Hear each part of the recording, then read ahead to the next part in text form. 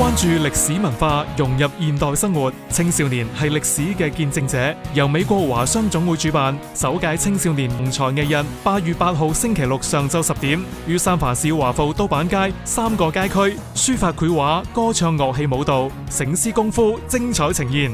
海外華裔新生代活態守護中華文明，歡迎大家踴躍參與8月8號星期六青少年同才藝日，一齊活態傳承。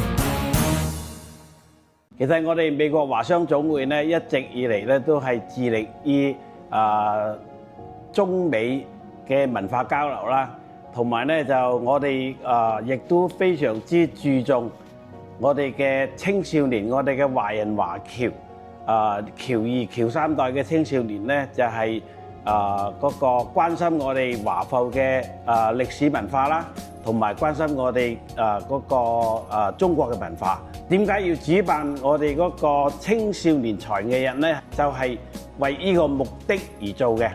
為華人華僑嘅僑二僑三代提供一個展示才華，同埋嗰個挖掘佢哋嘅潛力而做出嘅一個平台。我哋今年呢就除咗舉行咗今年第6屆嘅書畫比賽啦，仲有我哋今年係增加咗有唱歌啦、跳舞啦，同埋各種樂器嘅比賽嘅，分開3個組別嘅，其中一個係唱歌啦，一個係跳舞，一個係音樂樂器，主要係分開呢3個組別。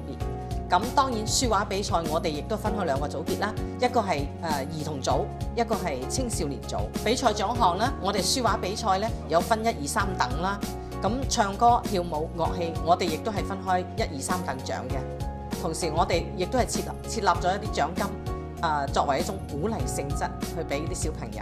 咁咧，今次咧就好多謝政府嘅支持咧，尤其是係我哋三藩市交通局 San Francisco MTA 嘅支持。咁咧就係支持我哋去封呢個3個街口嘅。咁咧就由 Broadway 至到 Washington 街。咁啊，每一個街口咧，咁我哋都有唔同嘅節目喎。頭先阿 Tammy 都有解釋過，咁我哋有啲乜嘢活動咧？咁啊，我哋有分開有3個舞台。咁啊，個主舞台咧就喺 Broadway 夾 Pacific。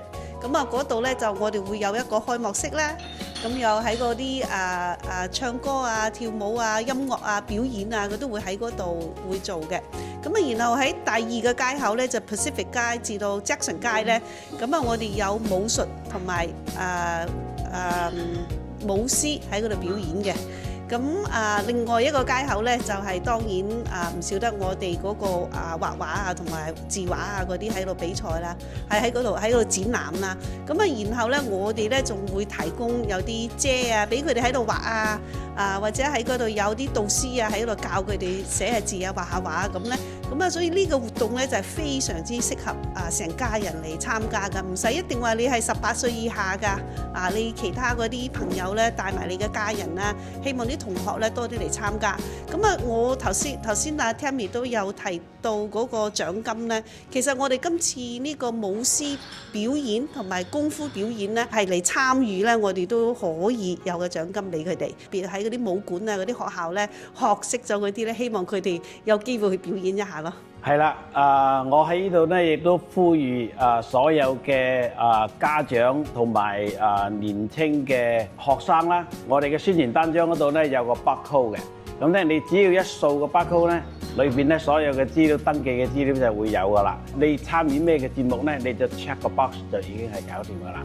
所以咧希望大家積極參與，咁咧我哋嘅截止時間咧應該係喺今個月喺7月嘅28號截止。我哋活動嘅當日咧，KTSF 26台咧亦都會嚟現場報導拍攝。所以咧你哋嘅參與咧會喺電視嗰度見到，你嘅表演亦都會喺電視嗰度見到你嘅精彩嘅表演嘅。請所有嘅青少年踴躍報名參加。我哋8月8號見。